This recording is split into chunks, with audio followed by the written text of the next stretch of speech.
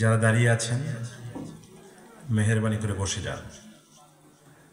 আপনি বেস বাড়াবেন, টিউন বাড়াবেন, ইকো দেবেন না, হালকা ডিলে দেবেন, রিভার্ব যতটুকু দেওয়া যায় ততটুকু দেবেন। এই মাইকটা আমার কানে করে দেন, এটা একটু ঘুরাই দেন, এটা একটু ঘুরাই দেন। ভাই আপনি একটু আমাকে দেন তো মাইকটা, এদিকে আমার দিকে ঘুরাই দেন। হ্যাঁ, বক্স সাউন্ড সিস্টেম দেন, পুরোটাই দেন। হ্যাঁ, পুরোটাই দেন। আচ্ছা ঠিক আছে, এটা এটা এটা দেন তো, এটা দেন।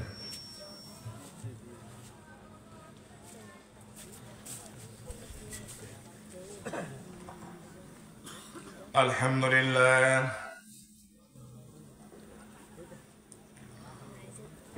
আলহামদুলিল্লাহ নাহমাদুহু ওয়া নাস্তাঈনুহু ওয়া নাস্তাগফিরুহু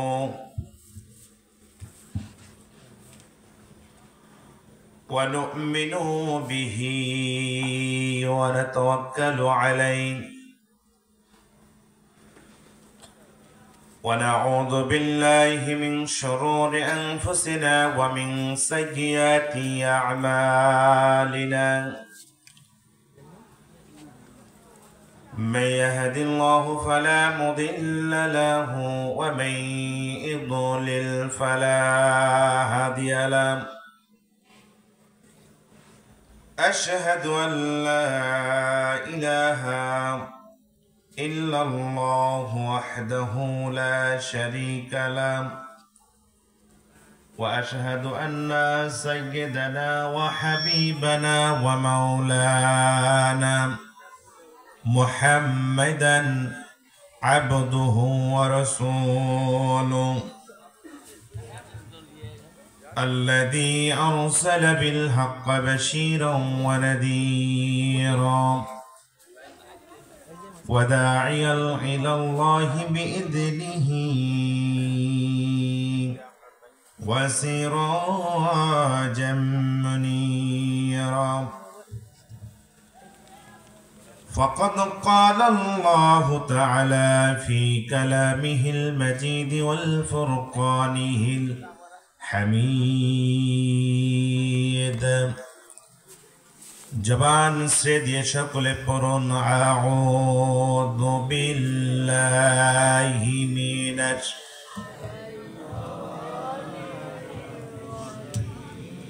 বিসমিল্লাহির রাহমানির রাহিম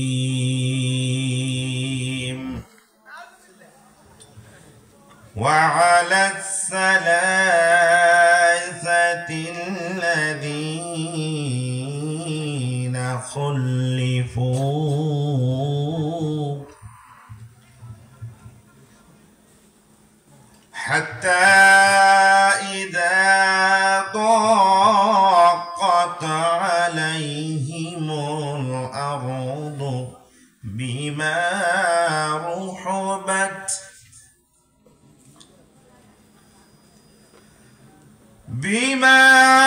رحبت وضاقت عليهم أنفسهم وظنوا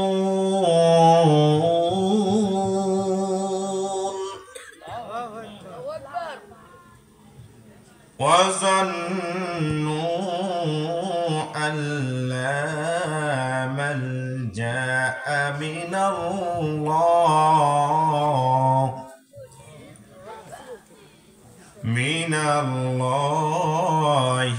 إلا إليه ثم تاب عليهم ليتوبوا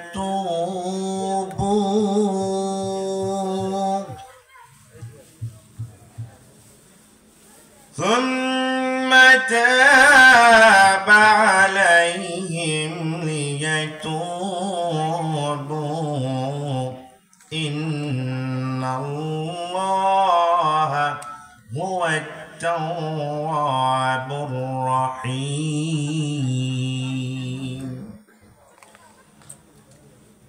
سمعنا وطعنا يا رب العالمين صدق رسوله الكريم إن الله وملائكته يصلون على النبي يا أيها الذين آمنوا صلوا عليه وسلموا تسليما اللهم صل على محمد وعلى آل محمد সবার জানা আছে সবাই পারেন দরুদ ইব্রাহিম পারেন আপনার কি সাউন্ড কি আগের চেয়ে তো খারাপ হয়ে গেল ভাই আপনি বেস বাড়াই দেন টিউন বাড়াই দেন রিভার্ব বাড়ান দরুদ পড়লে খুশি হন কে সবাই আওয়াজ দিয়ে বলেন দরুদ পড়লে খুশি হন কে সে আল্লাহকে আমরা খুশি করাতে চাই কি চাই না সকলেই শরীরের সমস্ত জড়তাকে উপেক্ষা করে মনের মাধুর্যতা মিশিয়ে বিশ্বনবীর শানে আমরা দরুদ পড়ছি সবাই বলি আল্লাহুম্মা সাল্লি আলা মুহাম্মাদ ওয়া আলা আলি মুহাম্মাদ কামা সাল্লাইতা আলা ইব্রাহিম ওয়া আলা আলি ইব্রাহিম ইন্নাকা হামিদুম মাজিদ اللهم بارك على محمد وعلى آل محمد كما باركت على إبراهيم وعلى آل إبراهيم إنك حميد مجيد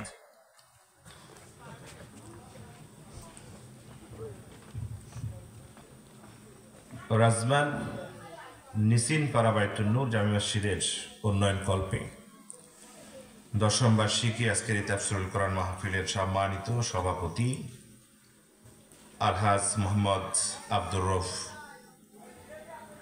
রাজমান নিসিন পাড়া সভাপতি আছেন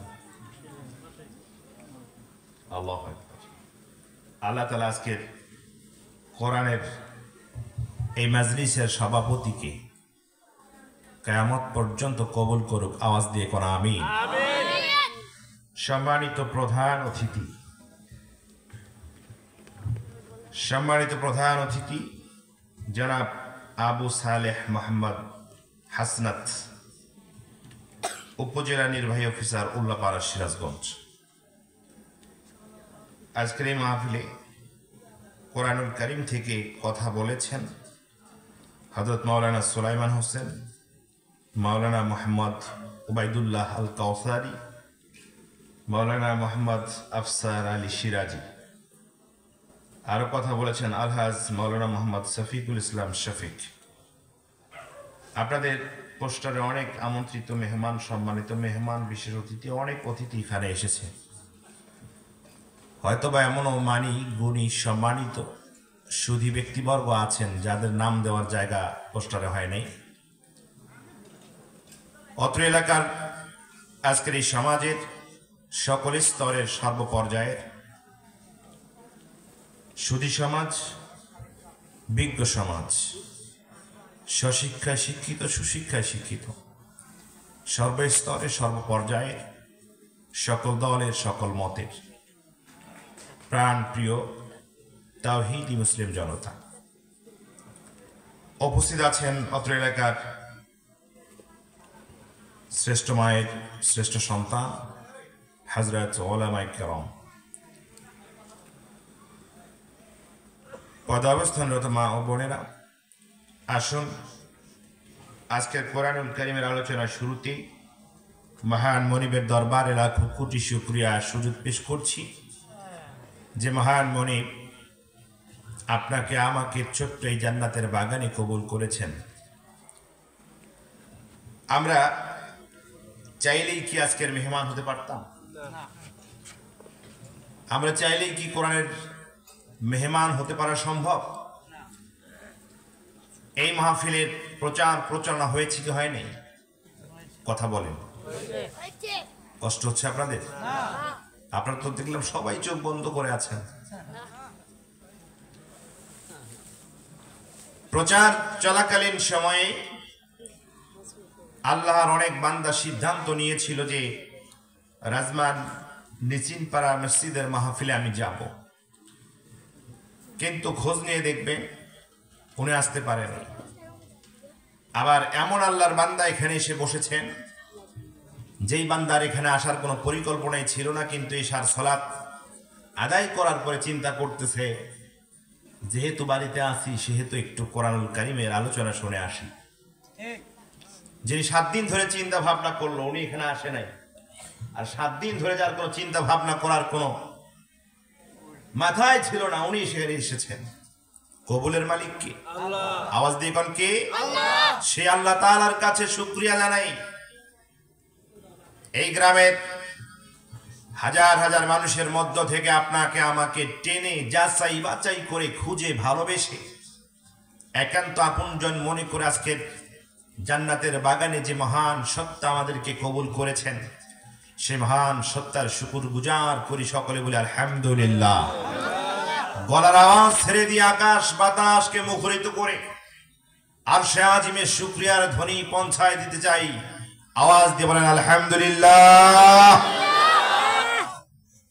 এপারের নেতা ওপারের নেতা বিশ্বনবী মুস্তাফার প্রতি হৃদয় নিংড়ানো ভালোবাসা, শ্রদ্ধা, অভিবাদন, দরুদ ও সালাম পেশ করছি। সকলে বলি সাল্লাল্লাহু আলাইহি ওয়াসাল্লাম। আসসালামু আলাইকা ইয়া রাসূলুল্লাহ।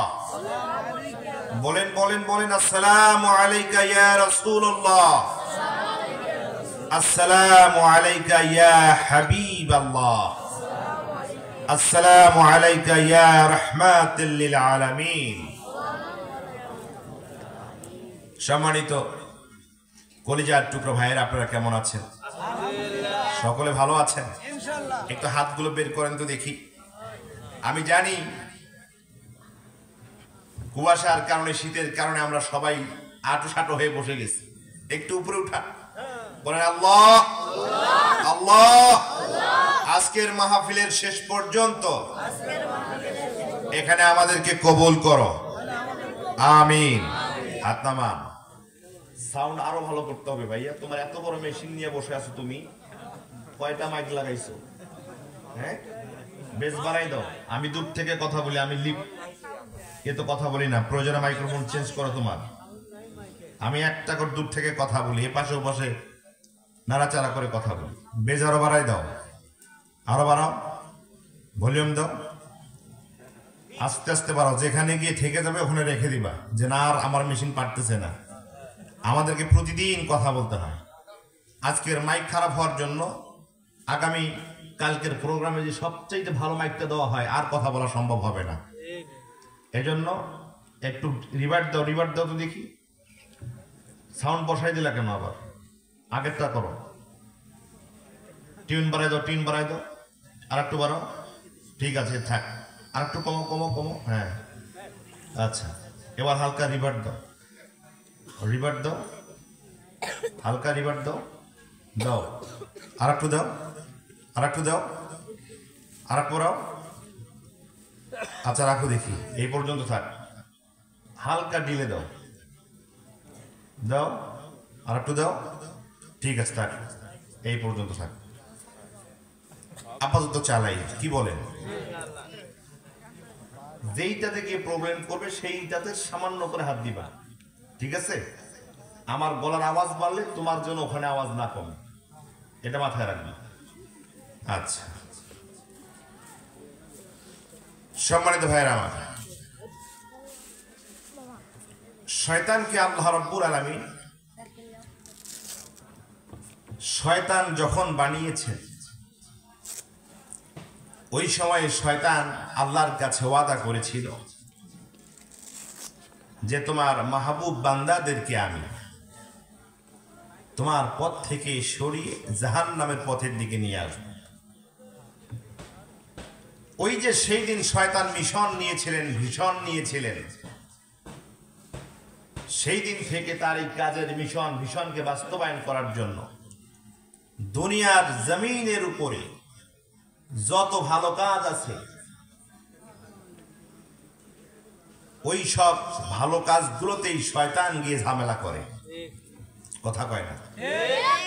ভালো কাজ যেখানে শয়তান আছে, কোরআন হাদিস যেখানে শয়তান আছে, আলেম ওলামা যেখানে শয়তান আছে, মদ জুয়া গান বাজনা যেখানে শয়তান নাই, দুর্নীতি কালোবাজারি সুদের টাকা ঘুষের টাকা যেখানে শয়তান নাই,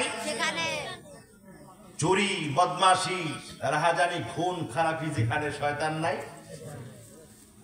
খারাপ জায়গাগুলোতে শয়তান থাকে না। কারণ শয়তান খুব ভালো করে জানে এরা হলো আমার পার্মানেন্ট মুরিদ, ওরা আমার চাইতেও বড় শয়তান। আর যেখানে ভালো কাজ হবে, কোরআনের কথা হবে, দ্বীনের কথা হবে, জান্নাতের পথে চলার জন্য যেখানে আয়োজন হবে, শয়তান সেখানে গিয়ে সব ধরনের প্রচেষ্টা চালাবে। এই কারণেই চালাবে বান্দা যেন ভালো পথে না চলতে পারে। এত সুন্দর আয়োজন আপনাদের, এত সুন্দর আপনাদের আয়োজন। আজকের আয়োজনে যারা আপনারা সামিল হয়েছেন, শয়তান আপনাদের কাছে ব্যর্থ হয়ে গেছে। আল্লাহু আকবার বলেন। আর যারা ডানে বামে সামনে পেছনে মাহফিলের প্যান্ডেলে এসে ঘুরঘুর করলো, হাঁটাহাঁটি করলো, চা খাইলো, পান চিবাইলো, অথবা মাইকের আওয়াজ শোনার পরে যারা বিছানায় শুয়ে রইল, শয়তান এদের কাছে সফল হয়ে গেছে। কারণ শয়তানের সবচাইতে ভয়ঙ্কর যে বিষয়, শয়তান সবচাইতে যে বিষয়টিকে ভয় পায়, সেটি হচ্ছে কোরআনুল কারীম। সে কিতাবের নাম কি? কারণ শয়তান জানে এই কোরআনুল কারীম যার সিনার ভিতরে ঢুকবে, এই কোরআনুল কারীম যার মগজের ভিতরে ঢুকবে, শয়তানের সমস্ত কৌশল তার কাছে ব্যর্থ হয়ে যাবে। আওয়াজ দিয়ে কোন আল্লাহু আকবার। এজন্য আল্লাহ রাব্বুল আলামিন বান্দাদেরকে বলেছেন, তুমি কোরআন পড়ার আগে শয়তানের ভুতাভুতি থেকে আমার কাছে আশ্রয় প্রার্থনা করবে। কোরআন পড়তে গেলে আগে শয়তানের কাছ থেকে আশ্রয় প্রার্থনা করতে হবে আল্লাহর কাছে। তাহলেই আল্লাহ তাআলা তোমার অন্তরে কোরআনের হেদায়েত, কোরআনের নূর তোমার অন্তরে জ্বালিয়ে দিবেন। আজকে আমরা কোরআন শোনার জন্য এখানে এসেছি, আপনারা বসেছেন। শয়তান মহা চিন্তার ভিতরে পড়ে গেছে, কেমনে করে কোন চাচাকে কোন মুরব্বীকে একটু ভূতা ঢুতা দিয়ে এখান থেকে বের করে নিয়ে যাওয়া যায়। সুতরাং শয়তান যেন আমাদেরকে ডিস্টার্ব না করতে পারে, কোরআনের মাজলিসকে যেন কোনোভাবে আমাদের ব্যাঘাত তৈরি না করতে পারে, এজন্য রাসূল সাল্লাল্লাহু আলাইহি সাল্লাম শয়তানকে তাড়াবার যে দু একটি পদ্ধতি শিখাই দিয়েছেন, তার অন্যতম পদ্ধতি হচ্ছে আল্লাহর নামে তাকবীর দেয়া। আল্লাহর নামে কি দেয়া? শয়তান কিন্তু দুই ধরনের, গরম পানি লাগবে। শয়তান কিন্তু দুই ধরনের, মানুষ শয়তান আর জিন শয়তান। আল্লাহর নামে তাকবীরের ধ্বনি যেখানে হয়, এই তাকবীরের আওয়াজ যত দূর পর্যন্ত চলে যায়, জিন শয়তান মিস্টার ইবলিসেরা পেছনের রাস্তা দিয়ে পায়খানা করতে করতে বায়ু ছাড়তে ছাড়তে ওই জায়গা পালিয়ে যায়। আল্লাহু আকবার। মানুষ শয়তানেরা না পালাইলেও তাদের অন্তরটা দুরু দুরু দুরু দুরু দুরু দুরু করে। কথা কয় না? তাকবীরের ধ্বনি শুনলেই ওদের মনটা দুর্বল হয়ে যায়, বাতিলেরা থরথর করে কাঁপা শুরু করে দেয়। কথা বুঝতেছে? সুতরাং দুই ধরনের শয়তানের মোকাবেলা করার জন্য একটা তাকবীর হবে। রাজি আছেন? সকলে রাজি আছেন? কষ্ট হবে? বলা ছেড়ে দিতে পারবেন? জীবনের সর্বশ্রেষ্ঠ সর্বশ্রেষ্ঠ সবচাইতে উত্তম তাকবীর হবে আজকে। রাজি আছেন? একটু গলা পরিষ্কার করতে হবে নাকি? মাশাআল্লাহ, এটা আপনাদের জানা আছে। নারায়ে তাকবীর, নারায়ে তাকবীর, আল্লাহু আকবার। আল কোরআনের আলো, আল হাদিসের আলো। দল কি দুইটা না একটা? স্লোগান তো একটা স্লোগান ছোট করে শুনেছি, আর একটা স্লোগান বড় করে শুনেছি। সংসদে জালই কথা যে বলছে ও একটু আস্তে আস্তে করে বলছে, আর ঘরে ঘরে জালই কথাটা যে ব্যক্তি বলছে উনি খুব জোর আওয়াজে বলেছে। আমি ঠিক বলছি কি? আমি তো কান দিয়েছিলাম, আমার ডানে বামে কান দিয়েছিলাম, দেখি এখানে বা এই সিরাজগঞ্জের মানুষেরা কি এই ব্যাপারে ঐক্যমতে এসেছে নাকি এখনো ঐক্যমতে আসতে পারে নাই। লক্ষ্য করুন, আমরা কি আশ্চর্য জাতি, বিশেষ করে বাংলাদেশের মুসলমান, আমরা কি আশ্চর্য জাতি। আজকের এই কোরআনুল কারীমের মাহফিলে বসেও আমরা কোরআনের আলোটা কোথায় জ্বলতে হবে, কোথায় জ্বালাতে হবে, এই ব্যাপারে এখনো চূড়ান্ত পর্যায়ে ঐক্যমত হতে পারি নাই। কেউ বলতেছি ঘরে জ্বালবো, কেউ বলতেছে সংসদে জ্বালবো।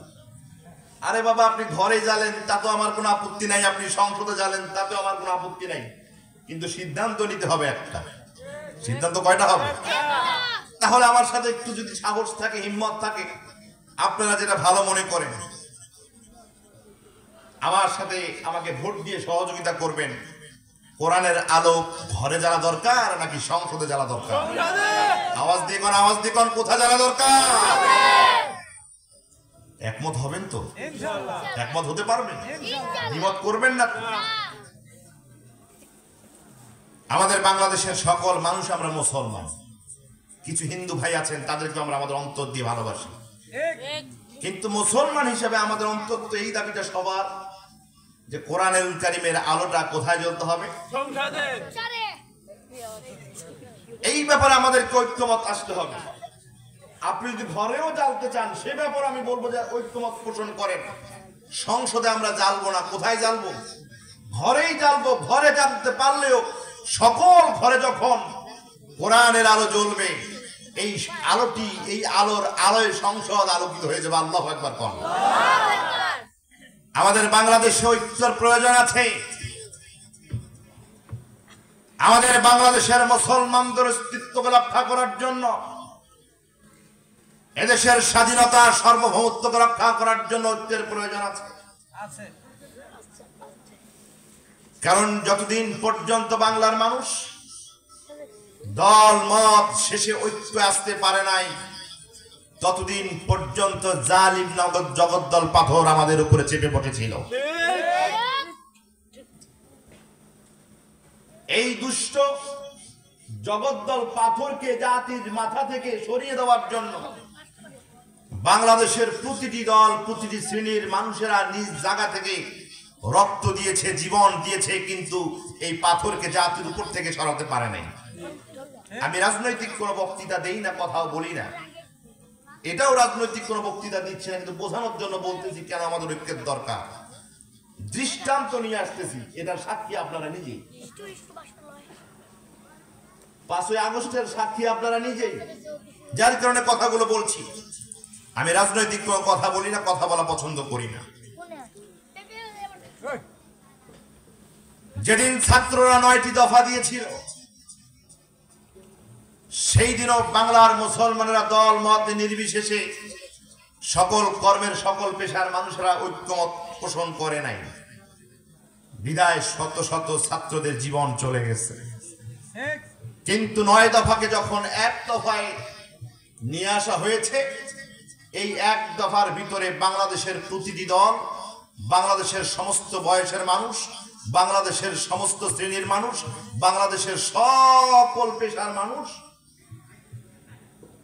সব কিছুকে ভুলে সকল মানুষ, ছাত্র জনতা এক হয়ে 1 দফার পিছনে ঐক্যতা এসেছিল, ঐক্যবদ্ধ হয়েছিল। বিধায় 45 মিনিটের মাথায় বাংলাদেশের জাতির উপর থেকে জগদ্দল পাথরটা যিনি সরিয়ে দিয়েছেন তিনি কে? আওয়াজ দিয়ে কথা বলেন, তিনি কে?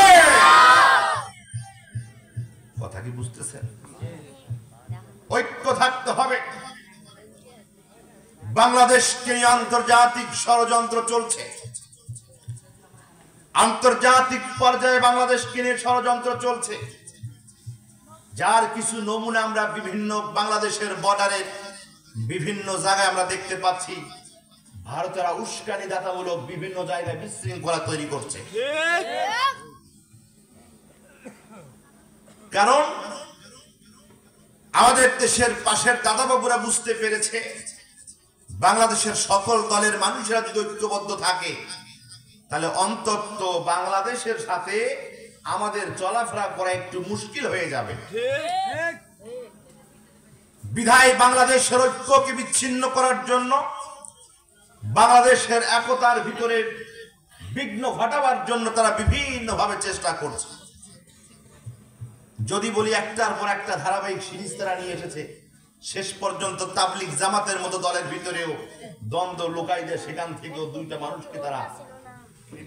তিনটা মানুষকে তারা শহীদ করে দেয়। এইভাবে একটার পর একটা শেষ পর্যন্ত বর্ডার নিয়ে একটা আজকে জায়গায়, কালকে ওই জায়গায়। শুধু বাংলাদেশের জন্য ভারত নয়, বাংলাদেশের জন্য বিশ্বের কোন কাফের বেঈমান কোন রাষ্ট্র নয়। বাংলাদেশের সমস্ত আধিপত্য থেকে এই বাংলাদেশকে সুখী সমৃদ্ধশালী রাষ্ট্র ঐক্যতার ভিত্তিতে যদি আমরা না আসি, আমাদের সুন্দর বাংলাদেশ, আগামীর বাংলাদেশ, আমাদের নতুন বাংলাদেশ আমাদের পক্ষে করা সম্ভব হবে না। সুতরাং সকল মানুষকে ঐক্যবদ্ধতায় আসতে হবে। দেশের স্বার্থে, ইসলামের স্বার্থে রাজি আছেন? রাজি আছেন? রাজি আছেন? এজন্য আমরা একটা তাকবীর দিতে চাই। রাজি আছেন? নারায়ে তাকবীর, নারায়ে তাকবীর। আল কোরআনের আলো, আল হাদিসের আলো, আমার নেতা তোমার নেতা, লিল্লাহে তাকবীর, লিল্লাহে তাকবীর। মাশাআল্লাহ, জাযাকাল্লাহ। কষ্ট হয়েছে আপনাদের? কষ্ট হয়েছে কি আমার ভাইরা? 12টা পর্যন্ত আলোচনা করবো, 11:05 বেজে গেছে। 1 ঘন্টা আলোচনা করব, সকলেই কষ্টের সাথে, ধৈর্য ধারণের সাথে। 1 ঘন্টা আলোচনা শুনতে খুব খারাপ লাগবে কি আমার ভাইরা? আসমানের নিচে, জমিনের উপরে সবচেয়ে আশ্বস্ত এবং বিশ্বস্ত, টেস্টেড এবং ট্রাস্টেড যে কিতাব, সেই কিতাবের নামটা কি? আল কোরআন। আওয়াজ দিবেন, সেই কিতাবের নাম কি? আল কোরআন। এই কিতাবের উপরে কোনো সন্দেহ আছে? না। কোনো ভুল আছে? না। একটি নির্ভুল পরিমণ্ডলিত জীবন বিধান আমরা পেয়েছি। এই নির্ভুল লা শাক্কা ফিহে এমন একটি কিতাব থেকে আমি 114টি সূরার মধ্য থেকে 9 নম্বর সূরা। কত নম্বর সূরা? সবাই আওয়াজ দিয়ে বলেন, কত নম্বর সূরা? 9 নম্বর সূরা, সূরা আত-তাওবা। সূরা কি? আত-তাওবা। সবাই কথা বলেন, সূরা কি? আত-তাওবা। 9 নম্বর সূরা, সূরা আত-তাওবা। এই সূরার ভিতরে আল্লাহ রাব্বুল আলামিন 129টি আয়াত দিয়েছেন। কতটি আয়াত? কথা বলেন, কতটি আয়াত? 129টি আয়াত দিয়েছেন। তার মধ্য থেকে আমি 118 নম্বর আয়াত আপনাদের খেদমতে তেলাওয়াত করেছি। কত নম্বর আয়াত? মোট আয়াত হচ্ছে 129। আজকে আমরা তাফসীর শুনবো 118 নম্বর আয়াত। এই যে আপনারা সুন্দর পোস্টারে কত সুন্দর একটা শিরোনাম দিয়েছেন, 10তম বার্ষিকী তাফসীরুল কোরআন মাহফিল। ওয়াজ মাহফিল আর তাফসীরুল কোরআন মাহফিলের ভিতরে পার্থক্য আছে। ওয়াজ মাহফিল বক্তা একদিক থেকে শুরু করবে, আর একদিকে শেষ করবে। কখনো হজ, কখনো যাকাত, কখনো কান্নাকাটি, কখনো গান, কখনো হাসি মস্কারি, আবার কখনো দান সদকার কথা। এগুলো হচ্ছে ওয়াজ। আর তাফসীর হচ্ছে সুনির্দিষ্ট ভিত্তিক আল্লাহ তাআলার 2-1টি কথার উপরে বিশদ আলোচনা করা। তো বিশদভাবে আলোচনা করা সম্ভব না হলেও তরজমার আঙ্গিকে মৌলিকভাবে 2-4টি কথা যেন আমি আপনাদের সামনে বলতে পারি, এজন্য সকলের কাছে দোয়া চাই। আমার জন্য দোয়া করে দেন, আল্লাহুম্মা আমিন। সম্মানিত ভাইয়েরা আমার, এই সূরার ভিতরে আল্লাহ রাব্বুল আলামিন 16টি রুকু দিয়েছেন। কতটি রুকু দিয়েছেন? 16টি রুকু দিয়েছেন।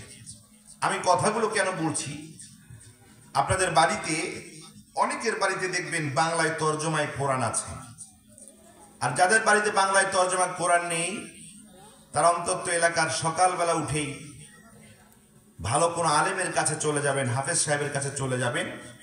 যাওয়ার পরে বলবেন, রংপুর থেকে নুরুল আজম নওশাদ হুজুর আসছিল, উনি এই আয়াত থেকে কথা বলে গেছে। তো এই কথাগুলো তো আমার কাছে একটু কেমন কেমন মনে হলো। আসলে দেখো তো 9 নম্বর সূরা সূরা তওবার 118 নম্বর আয়াতের ভিতরে এই কথাগুলো আছে না নাই? পারা যাবে না, পারা যাবে না, পারা যাবে না, পারা যাবে না। সম্মানিত ভাইরা আমার, এই জন্য আপনাদেরকে ইনফরমেশন গুলো দেয়া। তাহলে সবাই একটু আওয়াজ দিয়ে বলেন তো, সূরার কত নম্বর সূরা? কত নম্বর সূরা? 9 নম্বর সূরা। সূরার নাম কি? সূরার নাম কি? আমরা কত নম্বর আয়াত আলোচনা করব? 118 নম্বর আয়াত। আমার ভাইরা, এই সূরাতুত তওবার নাম রয়েছে তাফসীরে কাশফের ভিতরে মুফাসসিরে কেরাম, এই তাফসীরের মুফাসসির উনি লিখেছেন সূরাতুত তওবার নামের সংখ্যা হচ্ছে 12টা। কয়টা? 12টা। আওয়াজ দিয়ে বলেন কয়টা? 12টা। আমার সাথে কথা বলতে হবে, যে আপনার কথা না বললে বুঝবো যে আমার চার্জ শেষ হয়ে গেছে। সূরা তওবার নাম কয়টা? 12টা। 12টা। আমরা জানি সূরাতুত তওবা, কিন্তু মুফাসসিরে কেরাম হাদিসের মাধ্যমে বলছেন এই সূরার নাম হচ্ছে 12টা। তবে প্রসিদ্ধ নাম হচ্ছে 2টা, একটা হলো বারাআ আর একটা হচ্ছে তওবা। এই দুটো নাম প্রসিদ্ধ। আপনারা বলতে পারেন হুজুর একটা সূরার নাম তো 2টা 3টা হলেই হয়। আমরা মানুষ, আমাদের জন্য তো একটা নাম, সর্বোচ্চ 2টা নাম থাকে। একটা হচ্ছে বাপ, চাচা, ভাইয়া, পাড়া প্রতিবেশী সকল মানুষ ওই নামটা জানে। আর একটা নাম হচ্ছে উপরে তুলে রাখা সার্টিফিকেট নাম, বাহিরের কিছু বন্ধু বান্ধব জানে, কিন্তু গ্রামের কোনো বাপ, ভাই, চাচা, জ্যাঠা এরা জানে না। আছে না? আছে না? এরকম কথা কি বানাই বলতেছি নাকি? নাম হলো 2টা। একটা নাম সার্টিফিকেট নাম, পাড়া প্রতিবেশী জানে না। আর একটা নাম পাড়া প্রতিবেশী, ভাই ব্রাদার সবাই জানে। তো 2-1টা নাম হলে হয়, তো এই সূরার নাম 12টা হলো কেন? এটা বোঝার জন্য আমি আপনাদের ছোট্ট একটা বিষয় জানাতে চাই। লক্ষ্য করুন, আমাদের এলাকার ভিতরে এমনও পরিবার পাওয়া যায়, এমনও দাদা আছে, যেই দাদার 4টা বেটা।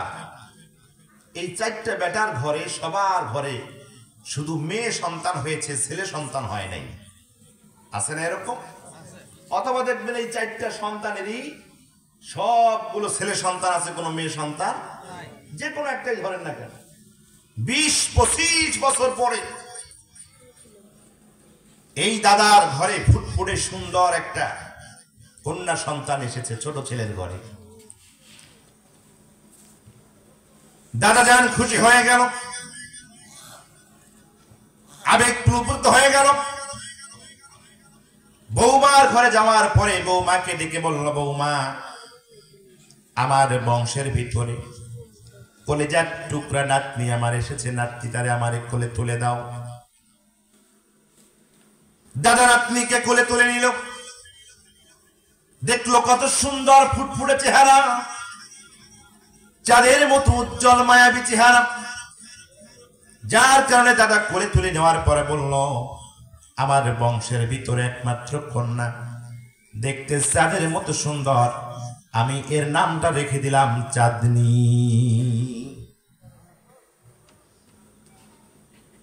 কথা আগে বুঝেন, তারপর সুবহানাল্লাহ। কোন একটা ঘটনা বলতেছি, উদাহরণ দিচ্ছি। দাদা চাঁদনি নাম রেখে দিল। দাদি ঘর থেকে বের হলো, পুরার বেটা, আপনার কোনো খায়া দায়া কাজ নাই, চাঁদনি কোন নাম হলো নাকি? চাঁদনি নাম আমি মানি না, চাঁদনি নাম রাখা যাবে না।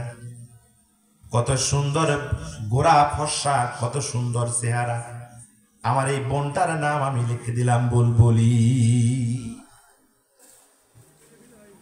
এরপরে ওই মুরব্বীর সবচাইতে বড় সন্তান, বড় ছেলে, এই মেয়ের জ্যাঠা, এই জ্যাঠা যখন খবর পেল নাম নিয়ে টানাটানি শুরু হয়ে গেছে, এই জ্যাঠা সামনে এসে বলতেছে, আমার বংশের একমাত্র ভাতিজি, আমাদের একটা মেয়ে, চাঁদনি নাম হবে না, বুলবুলি নাম হবে না, আদর করে আমি নাম রেখে দেব, তার নাম হবে টুলটুলি। আছে না নাই? আরো জোরে করে আছে না নাই? চাচাতো ভাইয়েরা বের হয়ে এলো। আপনাদের মুরব্বীর কারো কথা আমরা শুনি না। আমরা 10 ভাই আছি, 10 ভাইয়ের একজন বোন আমাদের। সুতরাং বুলবুলি হবে না, টুলটুলি হবে না, জ্যোৎস্না হবে না, চাঁদনীয় নাম হবে না, বরঞ্চ আমরা একটা নাম রেখে দিলাম, এই নামটা হবে। কথা বলেন তো গ্রামের ভিতরে নাম নিয়ে এরকম ঠেলাঠেলি হয় কি না? এক একজন এক একটা নাম দিতে চায়। শেষ পর্যন্ত এই মেয়ের নানা বাড়ির লোকজন বলে যে আপনারা শুধু নাম নিয়ে ঠেলাঠেলি করতেছেন, মারামারি করতেছেন, আপনাদের কোনো নাম রাখার দরকার নাই, নাতনি তো আমাদেরও, সুতরাং আমরা আমাদের নাতনির নাম রাখবো। আছে না? আছে না? আছে। আচ্ছা ভাইরা, এই যে মেয়েটার, একমাত্র মেয়েটার যে নামের সংখ্যাটা বাড়তেছে, এটা কি ভালোবাসা কম থাকার কারণে না ভালোবাসা বেশি থাকার কারণে? বুঝে থাকলে কথা বলুন। আদর কি কম হওয়ার কারণে নাকি আদর বেশি হওয়ার কারণে? সম্মানিত ভাইয়েরা আমার, কোরআনুল কারীমের ভিতরে 114টি সূরার মধ্য থেকে কিছু কিছু সূরা পাবেন 2-4টি নাম পাওয়া যায়, কিন্তু 10 থেকে 12টা নাম পাওয়া যায়। এরকম সূরা 2-1টা ছাড়া আর বেশি সূরা নাই। কেন এই নাম, এই সূরার নাম 12টা হলো? মুফাসসির کرام বলেছেন বিশ্ব নবীজি এই সূরাকে এত বেশি ভালোবাসতেন, এত বেশি আদর করতেন, এত বেশি মহব্বত করতেন, যার কারণে কখনো এই নাম, কখনো ওই নাম, কখনো এই নাম, কখনো এই নাম দিয়ে ডাকাডাকি করতেন। মুফাসসির کرام সমস্ত হাদিস খুঁজে সর্বমোট 12টি নাম খুঁজে পেয়েছে। ধরে কোন সুবহানাল্লাহ। রাসূল বেশি ভালোবাসা থাকার কারণে মহব্বত করে সূরাতুল তওবাকে কখনো এই নামে ডাকতেন, আবার কখনো এই নামে ডাকতেন। আওয়াজ দিয়ে কোন সুবহানাল্লাহ। সম্মানিত ভাইয়েরা আমার, এই সূরার গুরুত্ব তাৎপর্য বর্ণনা করতে গিয়ে মুফাসসির کرام বলেন, এই সূরা রাসূল সাল্লাল্লাহু আলাইহি ওয়াসাল্লামের জীবনের শেষের দিকে সর্ববৃহত্তম সূরাগুলার সবচাইতে শেষ দিকের একটা সূরা। এটা এমন একটা সূরা যেই সূরার ভিতরে আল্লাহ রাব্বুল আলামিন শুরুতে বিসমিল্লাহ ব্যবহার করে না। কুরআনুল কারীমের ভিতরে একমাত্র ব্যতিক্রম একটা সূরা, যেই সূরার শুরুতে কি নাই? বিসমিল্লাহ নাই। কথা কোন কি নাই? বিসমিল্লাহ নাই। বাসায় গিয়ে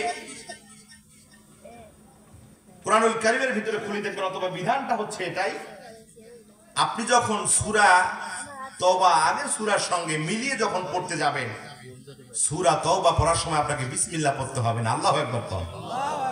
কিন্তু প্রতিটি সূরায় আপনি যতবারই শুরু করেন না কেন, আপনাকে বিসমিল্লাহ বলেই শুরু করতে হবে। আমার ভাইরা,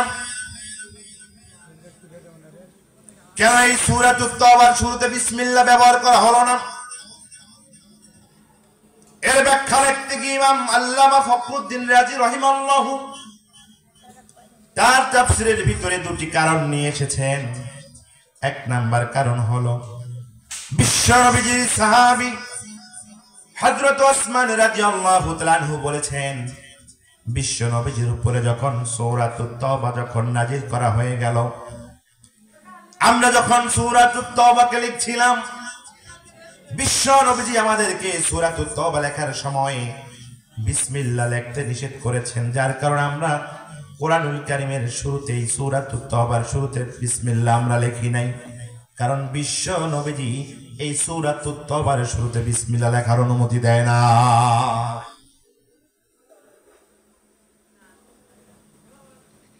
আর মুফাসসির کرام বর্ণনা করেছেন এই সূরার শুরুতে বিসমিল্লাহ কেন ব্যবহার করা হলো না। এর ব্যাখ্যা লিখতে গিয়ে মুফাসসির کرام বলেছেন, বিসমিল্লাহ শব্দটা হলো রহমতের প্রতীক। আওয়াজ দিয়ে কোন কিসের প্রতীক? এ বান্দা কথা বলেন, কিসের প্রতীক? বিসমিল্লাহ মানে হলো বরকতের প্রতীক, বিসমিল্লাহ মানে হলো রহমতের প্রতীক। এই বিসমিল্লাহ এমন একটা পাওয়ারফুল একটা দোয়া, এমন একটা আমল, বিসমিল্লাহ বলে যদি কোনো বান্দা যদি দুনিয়ার সাধারণ কোনো কাজও যদি শুরু করে দেয়, আমাদের দেশে অনেক আলেম ওলামাকে ফতোয়া দিতে শুনবেন, অনেক খতিব অনেক বক্তাকে এইভাবে কথা বলতে শুনবেন। মানুষের জীবনের কাজগুলোকে তারা 2 ভাগে ভাগ করে দিয়েছে, একটা হলো দুনিয়াবি কাজ, একটা ধর্মীয় কাজ। কথা বুঝতেছেন? এরা জাতিকে বুঝায় মানুষের জন্য, মুসলমানের জন্য কাজগুলো হলো দুই ধরনের, একটা দুনিয়াবি কাজ আর একটা হলো আখিরাতের কাজ, ধর্মীয় কাজ। কিন্তু আমার ভাইয়েরা, রাসূল সাল্লাল্লাহু আলাইহি সাল্লামের হাদিস, যদি কোনো বান্দা দুনিয়ার জন্য, জগৎ সংসারের জন্য যদি কোনো কাজ শুরু করে দেয়, ওই কাজটা যতই দুনিয়াবি কাজ হোক না কেন, যতই নিজের জীবনের জন্য কাজ হোক না কেন, ওই কাজের শুরুতেই যদি মুমিন মুমিনাত কোনো বান্দা বান্দি যদি বিসমিল্লাহ বলে শুরু করে দেয়, আওয়াজ দিয়ে বলেন কি বলে? আওয়াজ জোরে বলেন কি বলে? বান্দা যখন বিসমিল্লাহ বলে কোনো কাজ শুরু করে দেয়, ওই কাজটা দুনিয়াবীর কোনো কাজ হতে পারে, জগৎ সংসারের কোনো কাজ হতে পারে, ওই কাজের সঙ্গে ধর্মীয় কোনো কাজের সম্পর্ক না থাকতে পারে, কিন্তু বান্দা বিসমিল্লাহ বলে ওই কাজটা শুরু করে দেওয়ার কারণে আল্লাহ রাব্বুল আলামিন ওই কাজটা বান্দার ইবাদতের ভিতরে শামিল করে নেয়।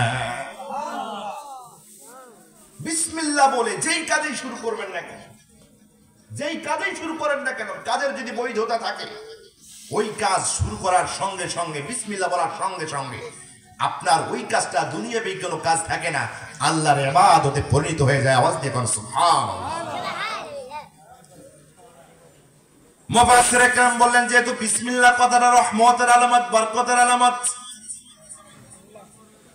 কিন্তু আল্লাহ রাব্বুল আলামিন কোরআনুল কারীমের ভিতরে 114টা সূরার ভিতরে সূরাতুত তাওবা নামক যেই সূরাটা নাজিল করে দিয়েছেন, এই সূরাটা সাধারণ কোন সূরা নয়, বরং এই সূরাটা হলো আল্লাহ রাব্বুল আলামিনের রাগের প্রকাশ। সুতরাং আল্লাহ রাব্বুল আলামিন এই সূরার ভিতরে রাগের প্রকাশ ঘটিয়েছেন, এই সূরা রাগান্বিত অবস্থায় বান্দার জন্য নাজিল করে দিয়েছেন, যার কারণে আল্লাহ রাব্বুল আলামিন এই সূরা শুরুতে বিসমিল্লাহ ব্যবহার করে নাই। বিশ্ব নবীজিকে বিসমিল্লাহ পড়ার অনুমতি দেয় নাই, রাগের বহিঃপ্রকাশ হওয়ার কারণে আল্লাহ রাসূল এই সূরা শুরুতেই বিসমিল্লাহ তেলাওয়াত করে নাই, যার কারণে এই সূরা শুরুতে বিসমিল্লাহ তেলাওয়াত করার প্রয়োজন না। কথা কি বুঝতেছেন? কথা বুঝতেছেন? মানুষ যখন রাগ করে কথা বলে, রাগ করে কথা বলে, এটা কি রহমত বা দয়ার বরকতের আলামত নাকি গজবের আলামত? রাগ করা মানে গজবের আলামত। চেয়ারম্যান আপনার উপর খুব রাগে গেছে, একটা বিষয় নিয়ে তিনবার বসা হয়েছিল, সমাধান আসে নাই, আপনার চরিত্রের কারণে খুব রেগে গেছে আপনার উপরে। এমন হয় না? রাগার সময় কি কেউ দয়া করে কথা বলে? বরকত দিয়ে কথা বলে? ভালোবেসে কথা বলে? মুফাসসিরে কেরাম বললেন, এই সূরাতুত তাওবা হচ্ছে আল্লাহর রাগের বহিঃপ্রকাশ। সুতরাং রাগান্বিত অবস্থায় বান্দার উপরে আল্লাহ তাআলা এই সূরা নাজিল করেছেন, এই জন্য এই সূরার শুরুতেই বিসমিল্লাহ পড়ার পারমিশন।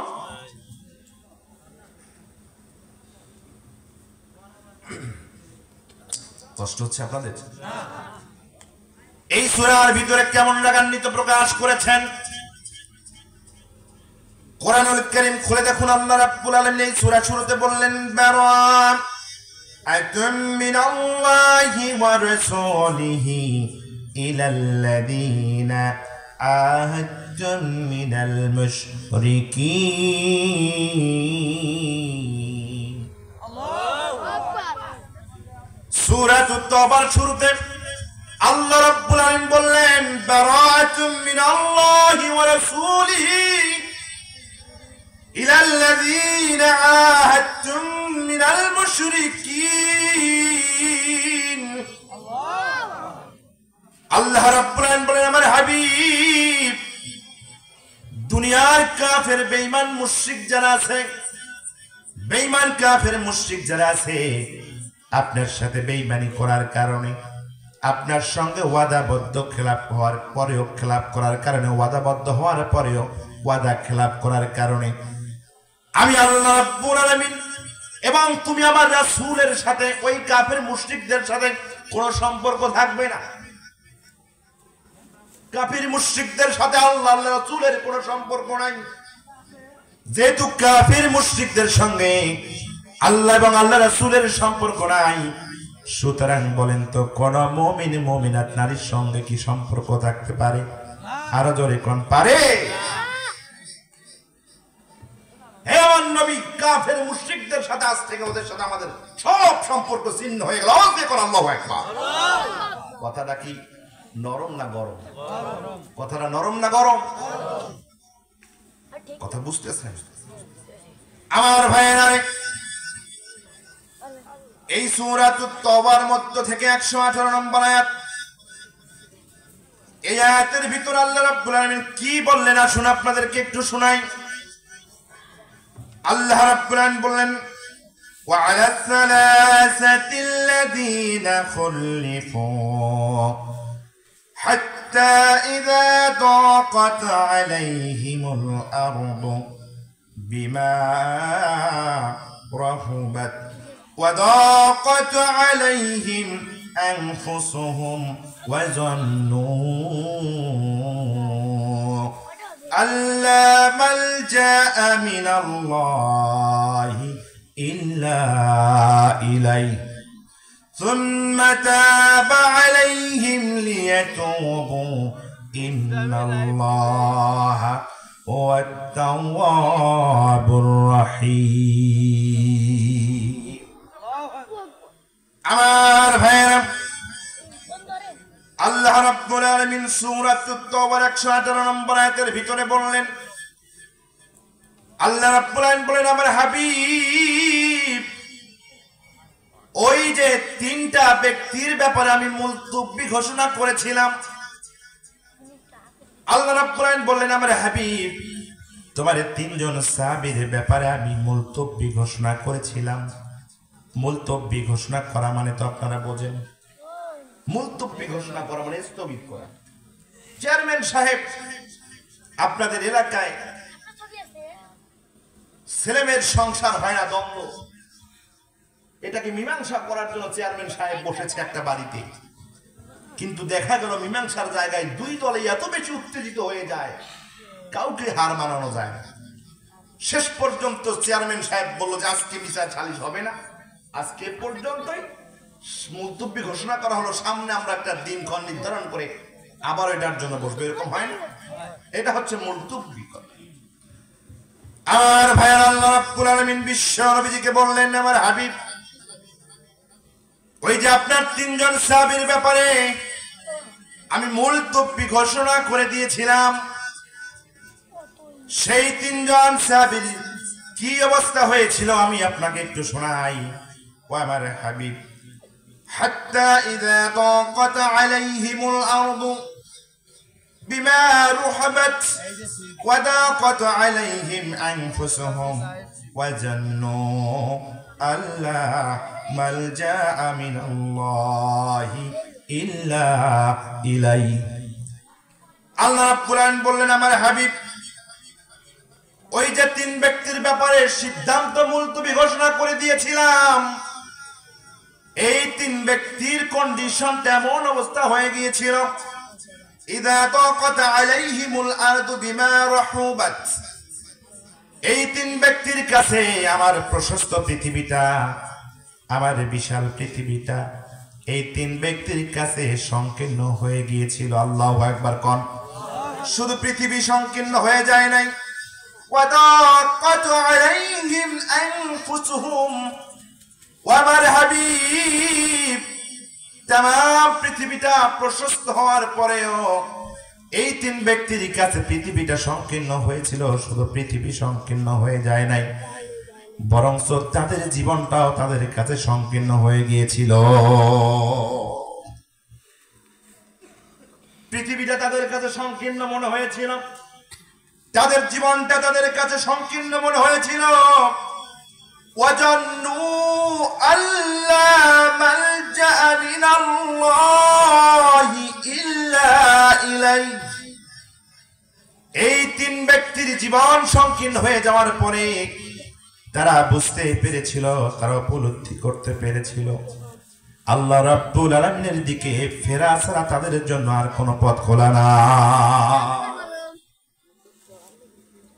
আমার হাবিব তারা বুঝতে পেরেছে আল্লাহর পথে ফেরা ছাড়া আর কোন পথ খোলা আছে? এ মুসলমান কথা বলেন আছে?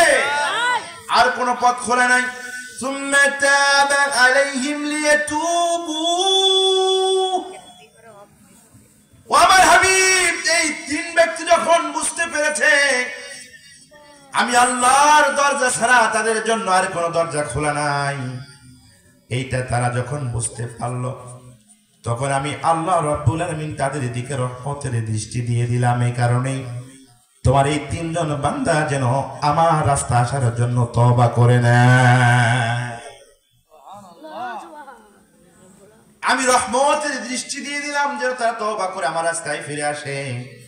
ইন্নাল্লাহা হুয়াত তাওয়াবুর রহিম। নিশ্চয় আমি আল্লাহ রাব্বুল আলামিন তওবা কবুলকারী অত্যন্ত দয়াময়। জোরে জোরে কোন সুবহানাল্লাহ। অর্থ কি বুঝতে পেরেছেন? তরজমা বুঝতে পেরেছেন? আল্লাহর কালামের ভাষাটা বুঝতে পেরেছেন? আর একটু বুঝাই। তিনজন ব্যক্তির ব্যাপারে আল্লাহ তাআলা তার সিদ্ধান্তকে মুলতবি ঘোষণা করেছিল। যখন আল্লাহ তাআলার পক্ষ থেকে সিদ্ধান্ত মুলতবি ঘোষণা করা হলো, তখন এই তিন ব্যক্তির কাছে তামাম পৃথিবীটা প্রশস্ত হয়ে যাওয়ার পরে পৃথিবীটা তাদের কাছে সংকীর্ণ হয়ে গেছে। শুধু পৃথিবী সংকীর্ণ হয়ে যায়নি, তার জীবনটাও সংকীর্ণ হয়ে গেছে। আল্লাহ বলতেছে, হাবিব, যখন তাদের কাছে তাদের দুনিয়া এবং জীবনটা যখন সংকীর্ণ হয়ে গেল এবং তারা যখন বুঝতে পেরেছে আল্লাহর রাস্তায় ধাবিত হওয়া ছাড়া আর কোনো পথ খোলা নাই, তখন আমি তাদের দিকে রহমতের দৃষ্টি দিয়েছি। এই কারণে আপনার এই তিনজন সাহাবী যেন তওবা করে নেন। আল্লাহু আকবার। আল্লাহু আকবার। আমার ভাইরা, আমি আয়াতটা তেলাওয়াত করার পেছনে দুইটা কারণ আছে। প্রথম কারণ হচ্ছে, যারা মুমিন মুমিনাত সমাজের ভিতরে যারা সৎ পথে চলতে চায়, কোরআনের পথে জিন্দেগি করতে চায়, শয়তানের পথকে উপেক্ষা করে জান্নাতের পথে যারা চলতে চায়, এই মুমিন মুমিনাত নারীরা যদি কখনো কোনো কারণে, নফসের কারণেই হোক আর শয়তানের কারণেই হোক, যদি কখনো ছোট মোটো অপরাধ করে, আল্লাহ তাআলা একটু বেশি মাইন্ড করে ফেলে। আল্লাহু আকবার। আল্লাহু আকবার। মুমিন বান্দা কোন কারণে ভুল কাজ করেছে, আল্লাহ একটু বেশি কষ্ট পায়। আপনি বলতে পারেন, হুজুর এটা কেমন কথা বললেন? মুমিন ভুল করেছে কষ্ট পাবে কেন? আল্লাহ তো মুমিনকে ভালোবেসে এটাকে তার সহজ করে নেওয়ার কথা ছিল, তাই না? তাই না? উদাহরণ দিলে বুঝবেন। আপনার খুব কাছের মানুষ, আপনার যত কাছের বন্ধু, যত কাছের আত্মীয় স্বজন হবে, একজন বন্ধুর কথাই বলি, আপনার কাছের বন্ধু যদি কোনো কারণে আপনার সাথে একটা খারাপ ব্যবহার করে, আপনাকে একটু আঘাত দিয়ে কথা বলে, এই কথাটা সমাজের অন্য 10 জন বললে আপনি ততটা কষ্ট পাইতেন না, যতটা না আপনার এই কাছের বন্ধুটা ওই কথাটা বলার কারণে আপনি কষ্ট পেয়েছেন। এজন্য আমরা অনেকে বলে থাকি যে এই কথাটা অন্য কেউ বললে এটা আমি মেনে নিতাম, কিন্তু তোর মতো একটা মানুষ আমাকে এইভাবে বললি, আমি এটা মেনে নিতে পারলাম না। আছে না? আছে না? আছে না?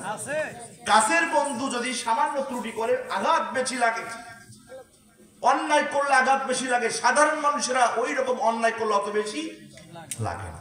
কথা কি ঠিক আছে? আল্লাহ রাব্বুল আলামিন যেহেতু মুমিন বান্দা বান্দীদেরকে বেশি ভালোবাসেন, বেশি কাছে আগলিয়ে রাখেন, এই জন্য মুমিন বান্দা বান্দী যদি কখনো কোন ছোট্ট একটা পাপ করে, আল্লাহ রাব্বুল আলামিন এটা মাইন্ডে নিয়ে নেন। আপনারা লক্ষ্য করবেন, যে মানুষটা ইসলামের পথে চলে, কোন কারণে মনে করেন একজনের একটা লাউ দেখছে, খুবই কচি লাউ রাস্তার পাশে, আমরা বলি জাংলা বলি, এই জাংলার ভিতরে সুন্দর একটা কচি লাউ। এই মুরুব্বি তো নামাজি মানুষ, হাজি মানুষ, মিথ্যা কথা কয় না, অন্যকে কষ্ট দেয় না, কিন্তু এই লাউটা দেখার পর একটু চিন্তা করছে যে নিজের মতো করে ছিঁড়ে নিয়ে যায় বাড়িতে দিছে। আছে আছে এরকম?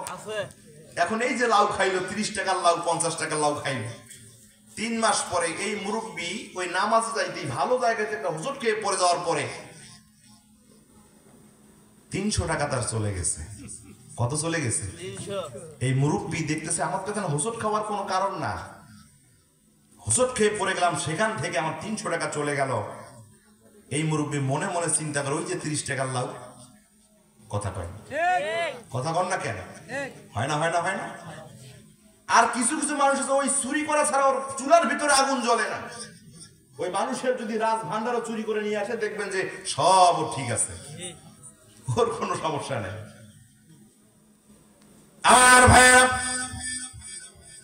এই আয়াত আজকে বলার কারণ হলো, মুমিন বান্দা বান্দিরা যদি কখনো পাপের কাজে যদি জড়িয়ে যায়, আল্লাহ রাব্বুল আলামিন একটু বেশি অভিমান করে বসে। 2 নম্বর কারণ হলো, এই আয়াতটা এমন একটা আয়াত, মুমিনেরা যদি আল্লাহ রাব্বুল আলামিনের রাজ, আল্লাহ রাব্বুল আলামিনের জমিন, আল্লাহ রাব্বুল আলামিনের হুকুমাত, আল্লাহ রাব্বুল আলামিনের ইকামত দিনের জন্য যদি কাজ না করে, জালিমের বিরুদ্ধে, বাতিলের বিরুদ্ধে যদি মুমিনেরা যদি দাঁড়িয়ে না যায়, তাহলে আল্লাহ রাব্বুল আলামিন ওই মুমিনের জন্য পানিশমেন্টের ব্যবস্থা করে দেয়। 2টা কারণ, একটা মুমিনদের ভুল ত্রুটি করলে আল্লাহ বেশি কষ্ট পায়। 2 নম্বর, একজন মুসলমান মুমিন ইসলামের সকল কাজ করার পরেও যদি জালিম, বাতিল, কাফের, বেঈমানদের বিরুদ্ধে মুসলমান হয়ে যদি লড়ার চেষ্টা না করে, আল্লাহ রাব্বুল আলামিন তার ব্যাপারে শাস্তির ব্যবস্থা করে দেন। দলিল হয়ে যায়। সম্মানিত ভাইয়েরা, আমার একটু লক্ষ্য করুন, ভালো লাগবে আপনাদের। মুফাসসির کرام বলেছেন, এই সূরাতুত তাওবার এই 118 নম্বর আয়াত, আল্লাহ রাব্বুল আলামিন তাবুকের যুদ্ধের প্রসঙ্গে নাজিল করেন। বলেন তো কোন যুদ্ধ? তাবুকের যুদ্ধ এমন একটা যুদ্ধ, রাসূল সাল্লাল্লাহু আলাইহি সাল্লামের জীবনের সব শেষে অংশগ্রহণকৃত একটি যুদ্ধ। এই যুদ্ধটা মুসলমানদের সঙ্গে রোম সাম্রাজ্যের রোম বাহিনীদের সঙ্গে এই যুদ্ধ সংঘটিত হয়েছিল। আল্লাহু আকবার কোন। রাসূল সাল্লাল্লাহু আলাইহি সাল্লামের জিন্দেগিতে तमाम পৃথিবীতে 2টা পরাশক্তিধর রাষ্ট্র ছিল। একটা হলো রোমান সাম্রাজ্য, আর একটা হলো পারস্য সাম্রাজ্য। এই 2 সাম্রাজ্য এত শক্তিশালী, পাওয়ারফুল ছিল, এদের সঙ্গে মোকাবেলা করার জন্য কোন জাতির, কোন রাষ্ট্রের কোন শক্তি ছিল না। যেমনটা মনে করেন বর্তমান সুপার পাওয়ার রাষ্ট্র হলো আমেরিকা। সুপার পাওয়ার রাষ্ট্র কি? আমেরিকা। তৎকালীন সময় বিশ্ব নবীর জিন্দেগিতে সুপার পাওয়ার রোমান সাম্রাজ্য, রোম সম্রাট, তারা পৃথিবীকে কাঁপিয়ে বেড়ায়। এই রোমান সৈন্যরা মুতার প্রান্তরে যখন মুসলমানদের কাছে মাইল খেয়ে নাস্তানাবুদ হয়ে গেল, মুতার যুদ্ধে লাঞ্ছিতকর অবস্থায় হেরে যাওয়ার কারণে রোম সম্রাট ঘোষণা করে দিল, 1 মাসের ভিতরে মুসলমানদেরকে জমিন থেকে আমি নিশ্চিহ্ন করে দেব। কারণ এরা বুঝতে পেরেছে, আমাদেরকে নাস্তানাবুদ করে দেয় যেই মুসলমানরা, এদের সংখ্যা নাই, অস্ত্র নাই, কিছুই নাই, ছোট্ট একটা মদিনা নামক ছোট্ট একটা রাষ্ট্র, এরা আজকে আমাদেরকে নাস্তানাবুদ করে দিল। এদেরকে যদি এখনই যদি দমিয়ে না দেওয়া যায়, ভবিষ্যতে আমাদের জন্য এরা বিস্ফোরা হয়ে দাঁড়িয়ে যাবে। এমন রাজনীতি আছে না, বিশ্বে আছে না? যার কারণে রোমান সম্রাট ঘোষণা করে দিল, মুসলমান 1 মাসের ভিতরে তোমাদেরকে আক্রমণ করবো, তোমাদের রাষ্ট্রকে জমিন থেকে মুছিয়ে দেব, মুসলমানদেরকে জমিন থেকে চিরতরের জন্য বিদায় করে দেওয়া হবে। ঘোষণা দিয়েছে পরাশক্তিধর রাষ্ট্র রোম সম্রাট। কথা বুঝতেছে? মুসলমানদের কলিজার ভিতরে ভয় আছে না নেই? কতক্ষণ আছে না নাই? যদি আমেরিকা যদি বলে, বাংলাদেশের কোনো কারণে যদি স্বার্থে আঘাত লাগার কারণে আমেরিকা যদি ঘোষণা করে দেয়, বাংলাদেশ তোমাকে অমুক মাসের অমুক তারিখ থেকে তোমার উপরে আমার রকেট লঞ্চার অভিযান শুরু হবে, এই ঘোষণা যদি আমেরিকা যদি দেয়, বাংলাদেশের দাড়িওয়ালা বলেন আর না দাড়িওয়ালা বলেন, মুসলমান বলেন আর নাস্তিক বলেন, সবার অন্তরের ভিতরে ভয় আছে না? এদের সাথে যুদ্ধ, অস্ত্র, সৈন্য সংখ্যায়, অর্থে পাওয়া যাবে না? বলেন পাওয়া যাবে? পাওয়া যাবে? আমার ভাইয়েরা, রোম সম্রাট ঘোষণা করে দিল মুসলমানদেরকে অ্যাটাক করা হবে। মুসলমানেরা ঘোড়া সংগ্রহ, রোম সম্রাটের ঘোড়া সংগ্রহ করা শুরু করে দিল। অস্ত্র শস্ত্র যোগান দেওয়া শুরু করে দিল। রাজ্যের চতুর্দিক থেকে যোদ্ধাদেরকে সংগ্রহ করা শুরু করে দিল। মিশন একটাই, মুসলমানদেরকে শেষ করে দেওয়া হবে। বিশ্বনবীজির কাছে সংবাদ চলে এলো। বিশ্বনবীজির চিন্তায় পড়ে গেলেন। পৃথিবীর পরাশক্তিধর সাম্রাজ্য রোম সম্রাট আমাদের বিরুদ্ধে যুদ্ধ ঘোষণা করেছে। কি করে আমার ক্ষুদ্র ক্ষুদ্র জনগণকে, মুসলমানদেরকে এর মোকাবেলা করার জন্য প্রস্তুতি গ্রহণ করা যায়? আমার ভাইয়েরা রে, মুফাসসিরে কেরাম লিখেছেন এই যুদ্ধটা সংঘটিত হয়েছিল রজব মাসে। রজব মাস হলো এমন একটা মাস যেই মাসের ভিতরে প্রচন্ড গরম, খাদ্যগুলো মানুষের ঘর থেকে শেষ হয়ে যায়, ফসলগুলো একসঙ্গে পাকা শুরু করে দেয়, মানুষের ভিতরে অভাব অনটন থাকে, মানুষেরা গরমের ভিতরে হাই উতাস করে। এমন একটা সময় মানুষরা যখন নিজে বাঁচার জন্য চেষ্টা করে, সেই সময় অস্ত্র নাই, শস্ত্র নাই, জনসংখ্যা নাই, সৈন্য নাই, এমন একটা জাতিকে বিশ্বনবীজি রোম সম্রাটের মোকাবেলা করার জন্য কিভাবে প্রস্তুত করবেন, কিভাবে তৈরি করবেন, বিশ্বনবীজি চিন্তায় পড়ে গেলেন। অবশেষে বিশ্বনবীজি সিদ্ধান্ত নিলেন, রোম সম্রাট যদি যুদ্ধ ঘোষণা করে যদি থাকে, আমাদেরকে যুদ্ধ করতে হবে, কারণ এটা হলো আমাদের অস্তিত্বের লড়াই। রোম সম্রাট যদি আমাদেরকে আক্রমণ করে, আমাদেরকে সেই আক্রমণকে প্রতিহত করতে হবে, কারণ এটা আমাদের ইসলামী রাষ্ট্র, মুসলিম নামক মদিনা রাষ্ট্র, পাশাপাশি আমাদের মুসলমানদের অস্তিত্বের লড়াই। কথা কোন ঠিক না বেঠিক? আমরা সংখ্যায় কত এটা দেখার বিষয় না, আমাদের অস্ত্র শস্ত্র আছে কিনা এটা দেখার বিষয় না। বিষয় হচ্ছে জালিম যদি আমাদেরকে আক্রমণ করে, আমাদের দেহের ভিতরে এক ফোঁটা রক্ত থাকলেও আমরা সেই জালিমের মোকাবেলা করব। কথা বলেন ঠিক না বেঠিক? বিশ্বনবীজি মদিনার মেম্বারে দাঁড়ালেন, জাতির উদ্দেশ্যে ভাষণ দিলেন। আমার জাতির লোকেরা, আমার মদিনা রাষ্ট্রের ধর্ম বর্ণ নির্বিশেষে সকল মানুষেরা, পরাশক্তিধর রোম সম্রাট আমাদের বিরুদ্ধে যুদ্ধ ঘোষণা করে দিয়েছে, আমাদেরকে দুনিয়া থেকে বিদায় করে দেবে, আমাদের জান মালগুলোকে তারা কেড়ে কেড়ে নেবে।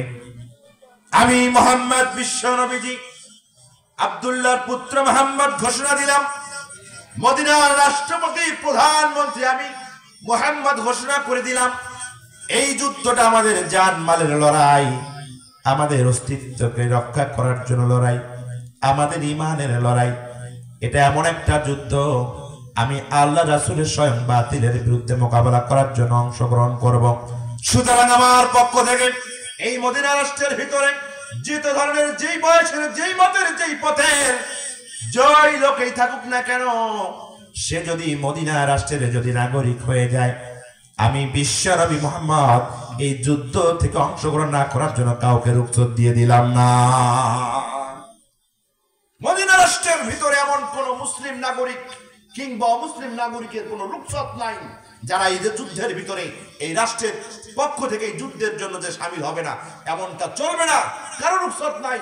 বরং আমি নবী বলে দিলাম, সবার শক্তি সামর্থ্য যেভাবেই যেটাই আছে না কেন, সেই শক্তি সামর্থ্য নিয়েই জালিমের মোকাবেলা করার জন্য, রোম কাফিরদের, বেঈমানদের শাস্তি করার জন্য আমাদেরকে নামতে হবে। এটা আমার পক্ষ থেকে আদেশ জারি করা হয়ে গেল। কথা বুঝতেছেন? বিশ্বনবী ঘোষণা দিয়ে দিলেন, কোন রুখসত নেই, জান মাল যেভাবে পারো দিয়ে দাও। আল্লাহু আকবার, আল্লাহু আকবার। কথা কি বোঝা যায় ভাই? বোঝা যায়? আমার ভাই, বিশ্বনবী যখন জাতীয় পর্যায়ে ঘোষণা দিয়ে দিলেন, জাতির উদ্দেশ্যে ভাষণ দিলেন, এই ভাষণটা মদিনার অলিগলিতে যাওয়ার পরে যুদ্ধের মানুষ, মদিনার মানুষগুলো তিনটা ভাগে বিভক্ত হয়ে গেল। জোরে কোন কয়টা? আরো জোরে কোন কয়টা? মদিনার মানুষেরা তিনটি দলে বিভক্ত হয়ে গেল।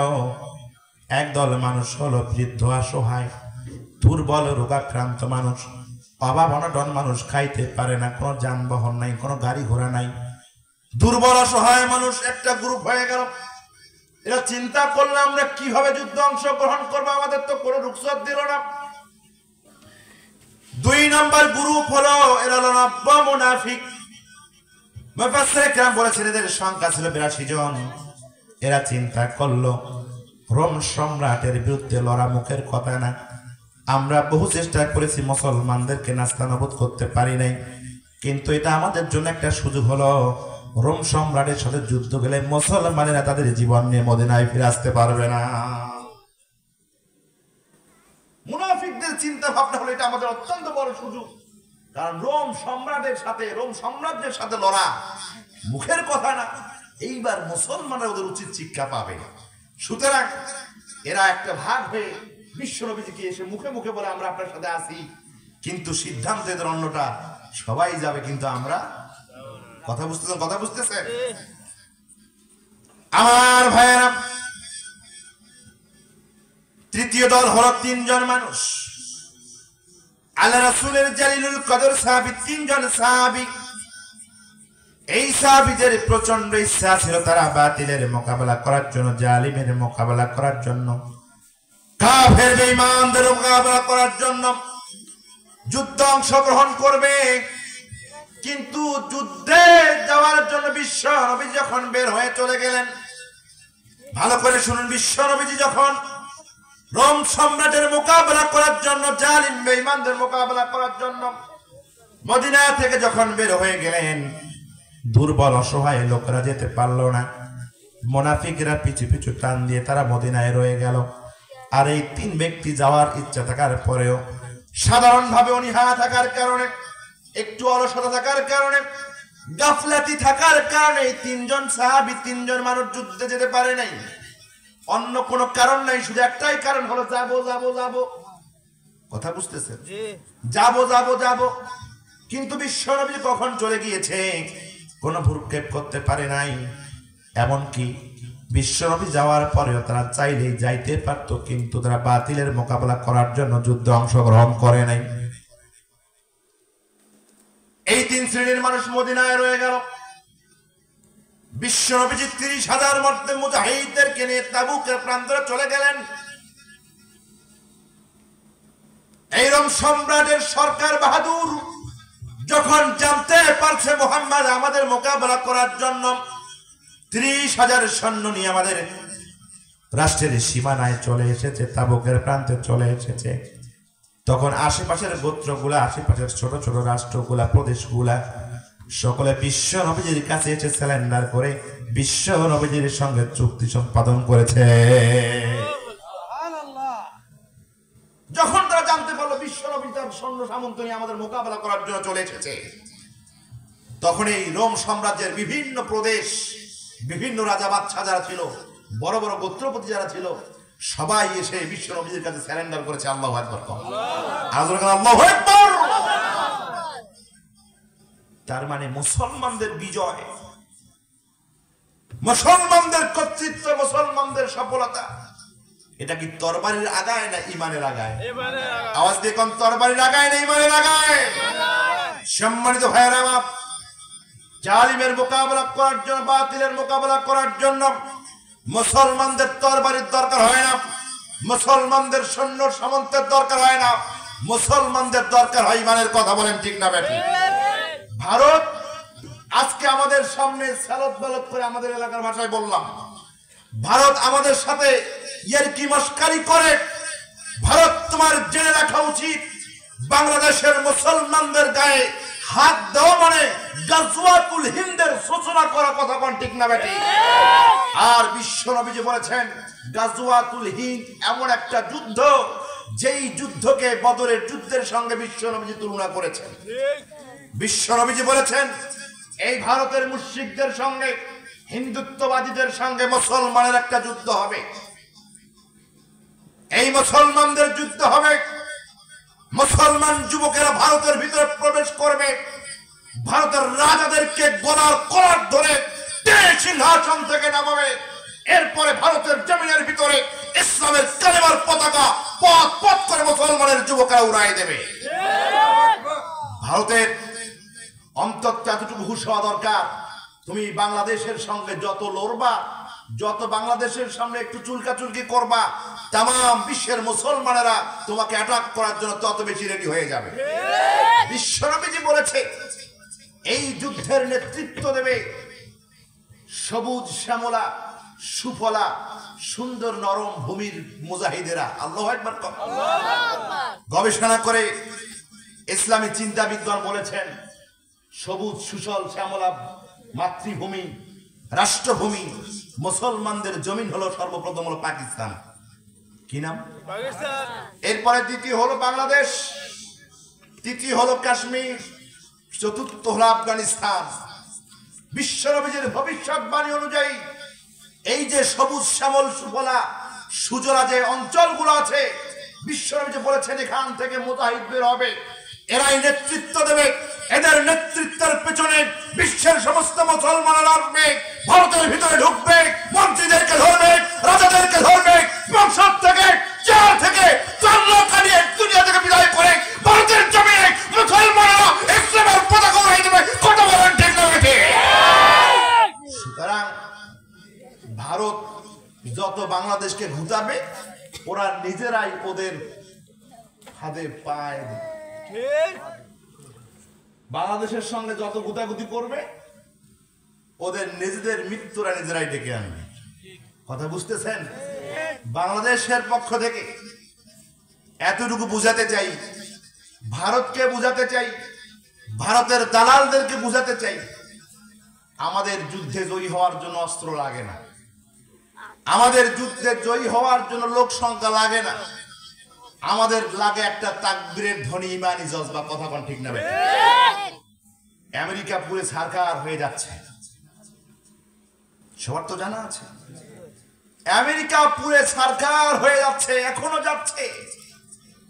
আমেরিকার প্রেসিডেন্ট অসহায় হয়ে জাতির উদ্দেশ্যে বলেছে, এটা আমার যুদ্ধ মনে হচ্ছে। আল্লাহু আকবার। আমেরিকার প্রেসিডেন্ট বলতেছে এটা আমার যুদ্ধ মনে হচ্ছে। এই শয়তান বুঝতে পেরেছে এটা মানুষের পক্ষে তো সম্ভব নয়, বরঞ্চ নিজেই আল্লাহ রাব্বুল আলামিন এটা আমাদের উপরে চাপাই দিয়েছে। যেটা লড়ার শক্তি আমেরিকার আছে। আমেরিকা স্যালেন্ডার ঘোষণা করেছে। আজ থেকে 4 দিন আগের নিউজ, আমেরিকার সকল মানুষরা এখন আল্লাহকে ডাকে, সকল মানুষ আল্লাহকে ডাকে। তারা বুঝতে পেরেছে আল্লাহ ছাড়া এটাকে নিবারণ করে, এটাকে দমন করার শক্তি আমাদের নাই।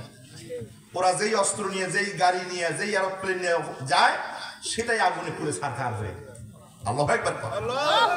এটা ভারতের জন্য একটা নিদর্শন, ভারতের জন্য একটা নিদর্শন। আমার ফিলিস্তিনের মুসলমান ভাইদেরকে শেষ করে দেওয়ার জন্য আমেরিকার লাল চামড়ার কুত্তার কাফেরেরা লক্ষ লক্ষ বিলিয়ন ডলার তারা খরচ করেছে। কিন্তু আমেরিকার এই পতিতালয়ে হলিউডকে পুরে সরকার করে দেওয়ার, লস অ্যাঞ্জেলেসকে পুরে সরকার করে দেওয়ার জন্য মুসলমানের একটা পয়সার বাজেটের প্রয়োজন হয় নাই। বাজেট দিয়েছেন যিনি, তিনি কে? আল্লাহ। এটা আশেপাশের আমাদের বন্ধুদের একটু জানা দরকার, কারণ মুসলমানের সাথে আছে কি? আল্লাহ। কথা কন। আল্লাহ। সম্মানিত ভাইয়েরা আমার, রোম সাম্রাজ্যের রাজারা গোত্রপতিরা ভয় পেয়ে গেল। বিশ্বনবীর কাছে যে সন্ধি স্থাপন করলো, মুহাম্মদ তোমাকে ট্যাক্স দেওয়া লাগে, ট্যাক্স আমরা দিব, তোমাকে যদি খাজনা দেওয়া লাগে আমরা খাজনা দেব, আমাদের জানমালে তুমি নিরাপত্তা দেবা, তোমার সাথে আমাদের কোনো বার্গেনিং চলবে না। আমার ভাইরা, বিশ্বনবী বিনা রক্তপাতে 30,000 মর্দে মুজাহিদ কেনে মদিনার বুকে ফিরে এলেন। বিশ্বনবীর সুন্নাহ হলো, বিশ্বনবী যখন বাড়ি থেকে যখন কোথাও বের হয়ে যেতেন, মসজিদে নববীতে 2 রাকাত নামাজ আদায় করে বের হয়ে যেতেন। আবার যখন কোথাও থেকে যখন বাড়িতে ফিরতেন, তখন বিশ্বনবী মসজিদে নববীতে ঢোকে 2 রাকাত নামাজ পড়ার পরে একটু বিশ্রাম নিয়ে বাড়িতে ঢুকে যেতেন। বিশ্বনবীর একটা প্রচলিত সুন্নাহ নয়, একটা একনিষ্ঠ প্রতিষ্ঠিত একটি সুন্নাহ। বাড়ি থেকে বের হলে মহল্লার মসজিদ থেকে 2 রাকাত নফল নামাজ পড়ে বের হওয়া, কোথাও থেকে ফিরে এলে মহল্লার মসজিদে 2 রাকাত নামাজ পড়ে বাড়িতে ঢোকা। এই সুন্নাহকে আমাদের জিন্দা করা উচিত। আমরা তো অনেক কিছুই করি না, কিন্তু ছোট্ট ছোট্ট সুন্নাহর ভিতর অনেক বড় নিয়ামত দিয়েছেন কে? আল্লাহ। সুতরাং আমাদেরকে চেষ্টা করতে হবে রাসূলের এই আমলগুলো আমাদের সমাজের ভিতরে জিন্দা করতে হবে, পারা যাবে? আল্লাহ তাআলা আমাদের সকলকে তৌফিক দান করুন, আমিন। বিশ্বনবীজি 2 রাকাত নামাজ পড়ে মসজিদে নববীতে বসলেন। বিশ্বনবীজি পৌঁছার আগে মদিনার কাছে সংবাদ চলে এসেছে, মুসলমানেরা জয় হয়েছে। আল্লাহু আকবার। রোম সাম্রাজ্যের লোকেরা ভয়ে সারেন্ডার করেছে, মুসলমানেরা জয়ী হয়ে গেছে। আনন্দের সুসংবাদ মদিনায় আগেই চলে এসেছে, বিশ্ব নবীজের বাহিনী আসার আগে। এই যে মুসলমানেরা বিজয় বেশে মদিনায় আসতেছে, এই খবর শোনার পরে ওই যে 3 শ্রেণীর মানুষ যারা যুদ্ধ অংশগ্রহণ করে নাই, মনে আছে? কথা কোন মনে আছে? এই 3 শ্রেণীর মানুষেরা ভয় পাওয়া শুরু করলো, কাঁপাকাঁপি শুরু করলো। না জানি মুসলিম জাহানের রাষ্ট্রপতি, মদিনার রাষ্ট্রপতি রাহমাতুল লিল আলামিন বিশ্ব নবী আমাদের ব্যাপারে কি সিদ্ধান্ত গ্রহণ করেন। কারণ বিশ্ব নবীর আদেশ ছিল জালিমের মোকাবেলা করার জন্য, বিশ্ব নবীর আদেশ ছিল বাতিলের মোকাবেলা করার জন্য। বিশ্ব নবীর রাষ্ট্রীয় প্রজ্ঞাপন জারি হয়েছিল, বিশ্ব নবীর পক্ষ থেকে প্রজ্ঞাপন জারি করা হয়েছিল মুসলিম বিশ্বের রাষ্ট্রের অস্তিত্বকে টিকিয়ে রাখার জন্য, মুসলমানদের অস্তিত্বকে টিকিয়ে রাখার জন্য, রোম সম্রাটদের বিরুদ্ধে মোকাবেলা করার জন্য বিশ্ব নবীর পক্ষ থেকে প্রজ্ঞাপন জারি করা হয়েছিল। কোন মানুষকে রুখসত দেওয়া হয় নাই। কিন্তু এই 3 শ্রেণীর মানুষ যায় নাই, যার কারণে তারা ভয় পাওয়া শুরু করে দিল। কি হবে না জানি, মুহাম্মদ আমাদের ব্যাপারে কি সিদ্ধান্ত নিয়ে নেবে। আল্লাহু আকবার। আমার ভাইয়েরা, বিশ্ব নবী